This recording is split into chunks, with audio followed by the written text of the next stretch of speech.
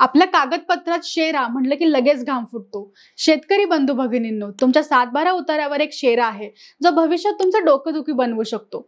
हा शेरा असला की सरकारी योजना अडकतात, कर्जही मिळत नाही। पण आता सरकारने घेतला आहे मोठा निर्णय, तो शेरा ताबडतोब हटवण्याचा।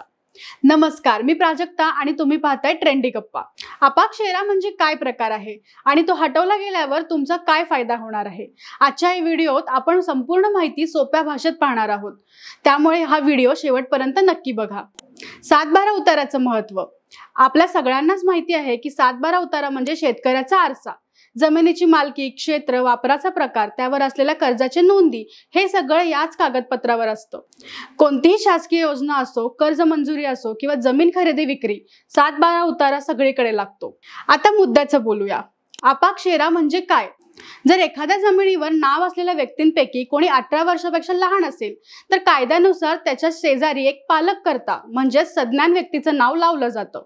हा शेरा म्हणजेच अपाक म्हणजे अज्ञान पालककर्ता। पण जेव्हा त्या अज्ञान व्यक्तीचं वय 18 वर्ष पूर्ण होतं तेव्हा हा शेरा हटवणं गरजेचं असतं। जर हा शेरा वेळेत हटवला गेला नाही तर पुढे मालमत्तेवर वाद निर्माण होण्याची शक्यता असू शकते। सरकारने काय केलंय? हीच अडचण ओळखून सरकारने जिवंत 7/12 मोहिमेचा दुसरा टप्पा सुरू केला आहे। या टप्प्यात 7/12 उतारावरील अनावश्यक अपाक शेरे हटवले जाणार आहेत। महसूल विभागाने आदेश दिले आहेत की 18 वर्ष पूर्ण झालेल्या व्यक्तीच्या 7/12 वरचा अपाक शेरा ताबडतोब हटवावा। अपाक शेरा हटवण्यासाठी काय करायचं?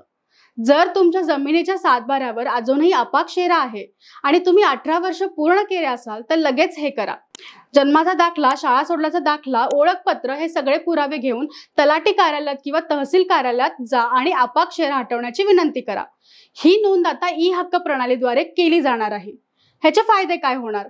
हा शेरा हटवला की तुमचं नाव स्वतंत्रपणे 7/12 वर दिसेल, मालकी हक्क स्पष्ट होईल, योजनांचा लाभ घ्यायला अडथळा येणार नाही आणि पुढे कुठलाही कायदेशीर वाद टाळता येईल।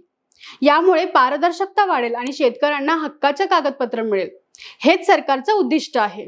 शेतकरी बांधवांनो, आता सरकारने मोहीमच सुरू केली आहे, मग आपणही यामध्ये पुढाकार घ्यायला हवा। तुमच्या गावातील, घरातील पात्र व्यक्तींना ही माहिती शेअर करा। व्हिडिओ आवडला असेल तर लाईक करा आणि चॅनलला सबस्क्राईब करा।